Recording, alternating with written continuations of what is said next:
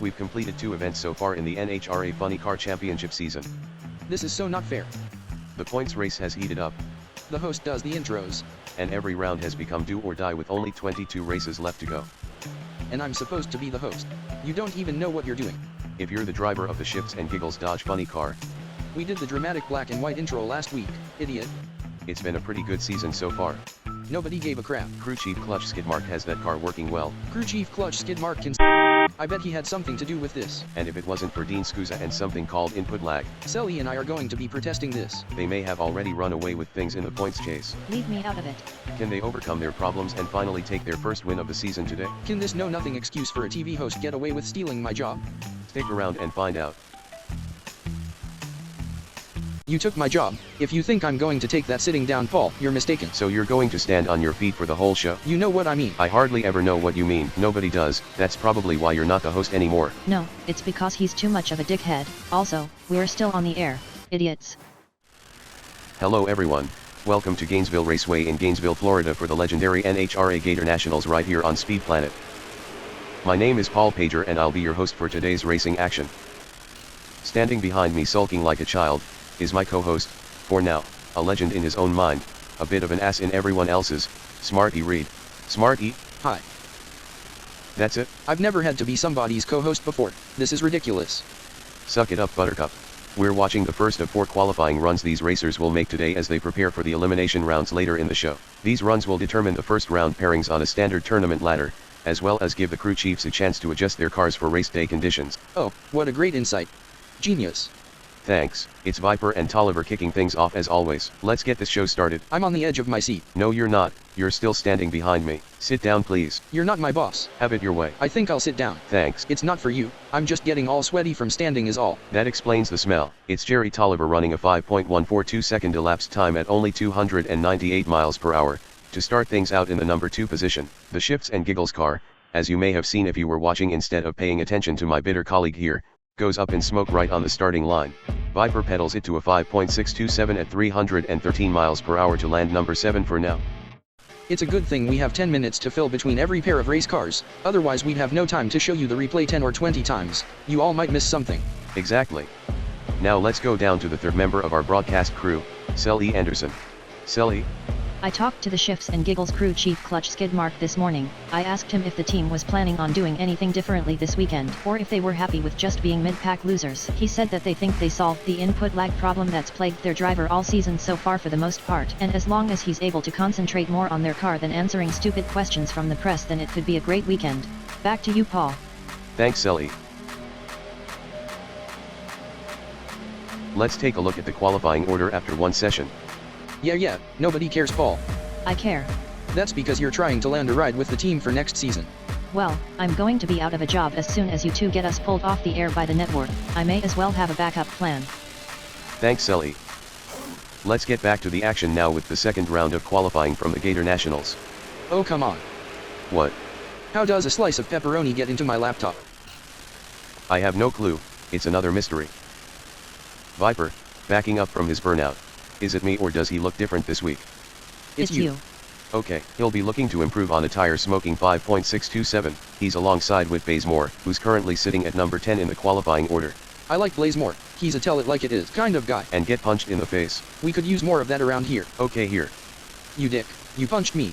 You did ask for more of that. More people who tell it like it is. Well next time be more clear. Next time be less stupid. I agree with Smarty, you could be a little less stupid. You should have let me punch him instead. I'm too pretty to get in any trouble with the network. Thanks Selly. Next time. Promise? I promise. Thanks, I can't wait. You two suck. Viper and Bazemore, lining up for their second runs of the day. Both cars away clean this time. Viper on a good one. Crosses the line at 4.887 seconds, at almost 316 miles per hour to move up to number 2. Bazemore, runs a 5.123 at 299 and improves to number 6 in the order. Nice passes for both teams. This is the part of the show where a knowledgeable co-host, often a former driver, breaks down the run we just watched so you viewers can have a better understanding of what's going on the racetrack. Unfortunately, the best we have here is Smarty Reed. Tell us what we're watching here, Smarty. Oh, so you admit that I am the best one here. That's not what I meant. Well, next time be more clear. Maybe Sully has something to say. Sully? No. Back to you, Paul. Wow, you two are helpful. Okay, fine. Let's take a look at the qualifying order after 2 nail-biting rounds of qualifying, while I make an email request to the network for a pay raise. Viper now sitting at number 2 right behind Ron Capps. Let's move on to qualifying round 3. How about you tell the audience how the track conditions and car setups affect the runs, Mr. I deserve a raise. You are the know-it-all jackass of this crew, that's your job. Why else would you not be fired by now? Is it because you don't know? Not the point. Fine, as soon as you admit that you're a job stealing. I'm not. What the f was that? What was what? Why am I being censored? Oh, that. The network doesn't trust you anymore after some of the things you've said about the teams and drivers. I'm in charge of making sure you don't use any bad words or offend anybody. Go ahead, try it. Such I have the right to say what the I want to say. See, works pretty good. Hey, where can I get one of those, Paul? Ask the network. Here we go with third round of qualifying. Viper in the near lane, Jim Epler in the far lane driving the WWF Camaro. Epler currently number 15, Viper number 2. Clean starts. Viper is up in smoke by half track and Jim Epler runs a 5.004 at 315 miles per hour to move up to number 5. Viper pedals to a 5.194 and stays number 2. It looks like crew chief Clutch Skid Mark got a bit on that one. Hey, I didn't say anything bad. My bad, I wasn't expecting you to be professional. It caught me by surprise too. Clutch Skid Mark either got a bit too greedy on that one trying to push for that number 1 qualifying position, or he doesn't know what he's doing, or both. Hey, you guys have that in common. So much for professional. That one I saw coming. Let's take a ride along with Viper on that failed attempt.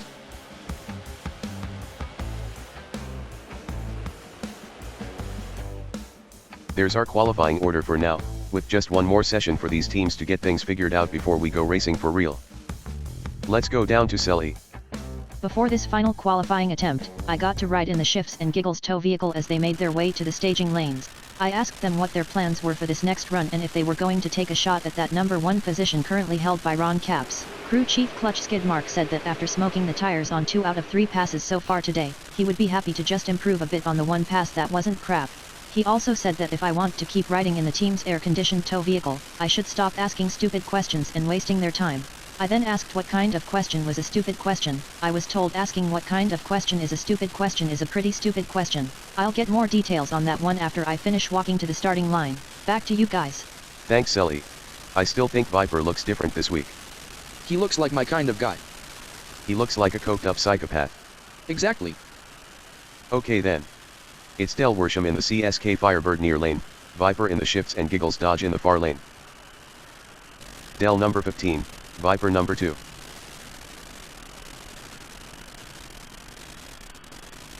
Drivers staged. Good-looking runs. At the finish line, Viper makes his best pass with a 4.860 second elapsed time at 316 miles per hour. He stays number 2, just 0.006 of a second behind Ron Capps' 4.854. Worsham runs a 4.996 at 315 miles per hour and moves up to number 6 on that run. Kicking Sully out of the team tow vehicle seems to have paid off. That's one of Viper's better reaction times this season, his best 60-foot, and second best elapsed time in that car. Thanks guys, I managed to grab a ride on former IT guy George's golf cart back to the Shifts and Giggles pit after that last qualifying pass. Crew Chief Clutch Skid Mark said, "God damn it lady, can't you leave us alone?" After showing him that the network's logo on my shirt and microphone matched the one on their race car, I asked him if there was any way for fans of the team to follow their progress throughout the season. He said, "Holy crap, that's the best question you asked all day lady." He said that anyone who's enjoying this and wants to follow along, should click that thumbs up and subscribe to the channel for more. And that even idiots like Paul know that you should also hit that bell for notifications so you don't miss any of the upcoming action. Back to you guys. I think I'm starting to like that guy. How is George doing, by the way? He's working for the NHRA now. He's in charge of keeping the porta potties supplied with toilet paper throughout the weekends, and cleaning up the ones that have been pushed over. He seems happy, he says hi. Now that we've all gotten our status update on George, let's get into round number 1 of eliminations. From here out it's win or go home. I'm hitting the beach for spring break when this is over. Spring break was weeks ago. You missed it? Aren't you like 100 years old? What would you be doing on spring break? Hey, you're never too old to party. I am. Here's Scotty Cannon. Great picture of him on the car. That's not Scotty. Come on, look at the stupid glasses. Okay, you got a point. Down to Sully. I talked to Viper while he strapped in for this first round of eliminations. I asked him if he had managed to solve the input lag problems that have supposedly been hurting his reaction times all season. All he had to say was, "There's no supposedly about it, lady, now would you give me back my helmet and get out of our way?" I asked what was the magic word. He said, "Back to you guys." Alright, here we go, Viper vs Cannon, round 1. Let's keep an eye on the reaction times here. Cannon, 4 thousandths quicker on the tree, is it enough? Not even close. Viper takes the win by a couple car lengths, running a 4.904 second ET at over 315 miles per hour. Cannon with his best pass of the event with a losing 5:04. That's easily Viper's best reaction time in elimination rounds this season. And I would guess that clutch skid mark had that set up a little on the soft side, running only a 490. They had lane choice, and of the 4 qualifying passes they made, the 2 that resulted in smoking the tires were in the right lane. I'm surprised they took it for round 1. Wow, listen to you being all smart and stuff. Someone has to. Why would they take the lane they struggled with in qualifying? They answered that at the start of the season in Pomona. I wasn't at that race. Well, I guess you'll have to go back and watch. Probably wouldn't hurt to watch the last race as well. Why? Just as a reminder what a you are. Would you stop that? Stop being Who did that? I did. These are pretty cool. I disagree. That's only because you don't have one. Here is the ladder for round 2 if we can get back to being professionals again. Again? Caps Epler, Forrest Tolliver, Viper Worsham, and Pedregon Densham. The yellow arrows indicate lane choice. On to round number 2 we go. There's a look at the track conditions and car setup according to the Shifts and Giggles laptop. Let's go down to Selly. Thanks, Paul. I snuck back to the Shifts and Giggles pit between rounds to use the bathroom in their motor home. While I was in there, the team arrived back from that last run, and I overheard them talking about some secret plans for the upcoming event in Las Vegas in 2 weeks. And I swear I heard something about a dragster, and I kept hearing the word her. Guys, I think it's working. I think they're going to get a dragster for me to race. Uh-oh, I think someone's coming. I'm sorry. The porta potty was out of toilet paper. I just had to go pee. No, don't call security please. I'm with the team, or am going to be, really. Guys, I gotta go. I thought you just did. Isn't that why you were there? Here we go, round 2, Viper near lane, Del Worsham far lane. Number 2 and 7 qualifiers respectively. Worsham away first but not by much, that could be bad news. It is. Viper takes the win with a 4.894 at 315 miles per hour. Worsham only has a 5:05 at 312 and is going to have some extra time at the slots before the next race in Las Vegas. Yeah, Vegas baby. Now the Worshams have the time and no excuses for not bringing their Nitro Margarita mixer to the Las Vegas race. A what? A Nitro Margarita mixer. It's pretty much a blender powered by an engine from one of these funny cars. For real? Yes, for real. Wow. I know, right? Let me guess. Your kind of people? Yeah. Let's go down to Selly. DERSON. I told you, I work for the Shifts and Giggles network. What do you mean you never heard of it? Talk to the NHR. No, I told you I had to pee. There was no toilet paper there and the team really liked me. I didn't think it was a problem. They said what? Here are the semi-final pairings. It's John Force versus Jim Epler, Epler with lane choice, and on the other side Viper with lane choice over Tony Pedregon. We'll have to get back to Selly later it seems. Because it's semi-final time. Yeah, I'm sure that's why. What kind of racing broadcast would have viewers listen to important insights from the show's pit correspondent, during the few moments of calm right before an important race? Here comes Viper behind the wheel of the Shifts and Giggles Dodge-bodied funny car. Viper beat Del Worsham last round to get here. Oh my god, it's George, I mean Tony Pedregon again. Are we going to see this guy at every race we do? This is the third event in a row these guys have raced each other. Tony thought he had it won in the semi-final round at Pomona. Nope. Then got his ass kicked again in Phoenix last week. Find a new job, Tony. Maybe he can have your job when you're inevitably fired. Not funny. Nothing funny about what's coming to the starting line now. If you're Tony, you're sick of this guy beating you. If you're Viper, you want to keep the momentum going. Drivers ready. It's Viper away first. That can't be good for Tony. It isn't. Viper puts that Syntec car on the trailer yet again with a 4.881 at 316 miles per hour. Tony only puts up a weak 5:13 at 2:98. That's gotta get old fast. You can see Viper gets a little baby hole shot here on Tony. The Syntec car moves a little quicker through the first 330 feet, then it's all clutch skid mark horsepower to the finish line and a date with Tony's boss in the final for the Shifts and Giggles team. I'm a little conflicted here, Paul. Why is that? Our broadcast ends when the Shifts and Giggles team get eliminated from competition. That means the sooner they lose, the sooner I can grab some alligator skin boots from the shop down the road, and head to the casinos in Las Vegas. Okay.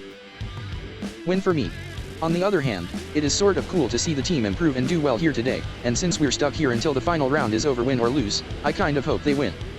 Wow, I'm sure your unwavering support for the team really means a lot to them. You think so? No, I don't.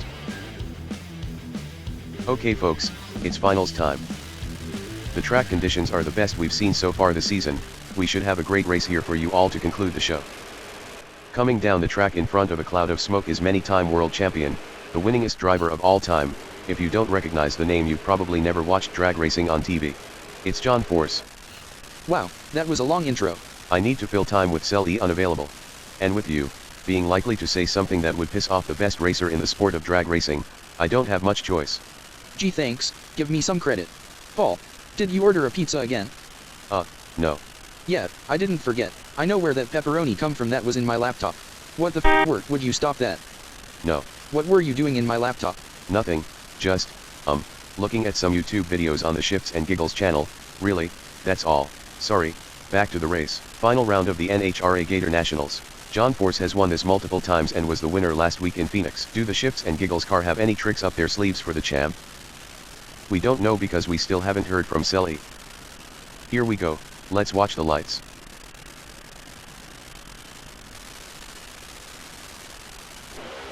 Force just 3,000ths better on the tree, Viper's got to chase him down. He does. The Shifts and Giggles team have just delivered a blow to the champ, winning the Gatornationals here on Speed Planet. What a great race. They run a career best 4.839 at 316 miles per hour in the process. That was great. They leave side by side. Force runs stronger early, then Viper just powers by for his first win of the season, and it's party time on the Shifts and Giggles team when we get to Vegas. Bring it on. Wouldn't it be smarter to save the partying until after the race in Las Vegas? That race is 2 weeks from now. There's never enough time for partying in Vegas, but we should at least get a good week of it in first. I'm told we have Sally down on the top end of the track with our winner today. Thanks Paul, I had a chance to talk to Viper when he got out of the car at the far end of the racetrack. He said he would really like to thank all 4 of the people who might just be drunk enough to watch this whole event to this point. He says that they likely need to be reminded to hit that thumbs up and subscribe if they're still able to see their screen. If they're seeing double, they only need to press one of the thumbs. Also hit that bell for notifications so they'll know when it's time to get shit-faced and watch another race. Back to you guys. Hey, where have you been? I don't want to talk about it. On behalf of Sally Anderson and Smarty Reed, I'm Paul Pager saying thank you all for joining us. See you all in Vegas. What the f was that? Take that, you censoring